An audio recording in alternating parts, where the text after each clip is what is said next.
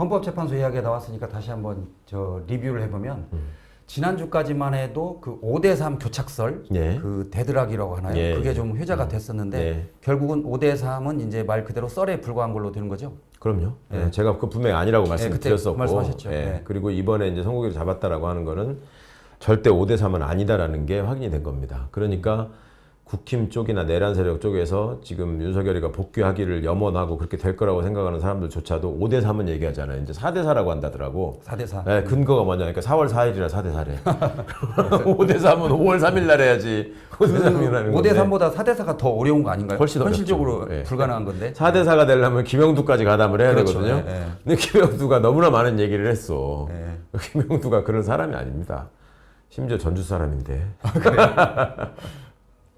그러면 그 5대3이 아니었는데 왜 일주일 동안 연기됐을까요? 아무런 그것도 없이? 아니, 그 당시 아무런 건 5대3이 아니고. 약간 신빙성이 있었던 게 5대3 때문에 이제 그 마흔역 한 명이 들어옴에 따라서 이제 6대3이 될 수 있다. 예. 그래서 헌재가 고민해서 좀 늦추고 있는 거 아니냐. 그래서 이제 그 당시 5대3 그 데드락이 어느 정도 그러니까 이제 먹혔는데. 그 전으로 돌아가면 너무 아무리 생각해도 이유가 없는데 그냥 무작정 미뤄지니까. 예. 이제 걱정스러운 마음에 이래서 그럴까? 저래서 그럴까? 이런 가능성을 그냥 사람들이 생각해 본 거고. 그렇죠. 예. 그 중에 하나를 그 SBS 임찬종 기자가 상당한 가능성이 있는 것처럼 쓰니까 그게 이제 확 번진 거죠. 사람들의 그랬죠. 불안한 심리를 예, 예.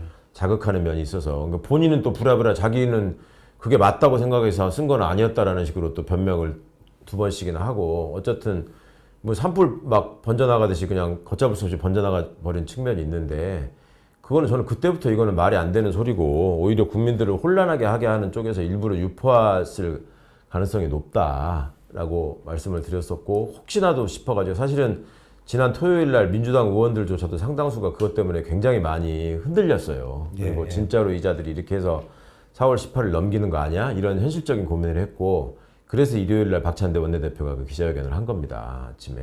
그런데 그 5대3이라고 하는 거에 전제가 되려면 하여튼 그 3명이 맘먹고 못된 짓을 하기로 작심을 하고 몰려다녀야 되는데 그게 아니다 내가 확인해 보니까 그 말씀을 지난주에 드렸던 거잖아요. 그리고 5대3이라는 게 어렵죠. 그거는 그렇게 될 수가 없는 사안입니다. 이 사안 자체의 내용으로만 봐도. 그러니까 정리를 하면 후손의 평가를 받는다. 해외에서 평가를 받는다. 영문으로까지. 그래서 결국 그 누구도 기각하기가 쉽진 않을 것이다. 사실 그 전에 이제 전제가 돼야 되는 거는 이 명백한 내란 상황의 진행 과정을 볼 때 그렇게 될 수 없는 일이라는 게 최초의 전제고. 근데 이제 직위원 사법 신뢰도 저하가 너무 심각해지다 보니까 아니 그런 논리가 무슨 소용 있어. 지네 마음대로 없는 것도 만들어가지고 해버리더만 이제 이 생각을 시민들이 하신 거잖아요. 그리고 과거 또 헌재는 관습헌법이라는 거를 찾아내가지고 그 헌법소원을 기각했다는 아주 신박한 사례가 있지 않습니까? 그러니까 저것들을 어떻게 믿어? 거기다가 이제 국힘 내란 세력들은 여전히 내통하면서 준동하는 것 같고 그러니까 진짜로 그렇게 되는 거 아니야? 이제 이런 생각을 하신 건데 그만큼 우리 사회가 지금 얼마나 헌법적인 신념이나 헌법 체계에 대한 믿음이 무너져 있는가 그거에 대한 반증이라서 굉장히 마음 아프고 서글픈 일이긴 한데 가능성은 전혀 없습니다. 예. 그래서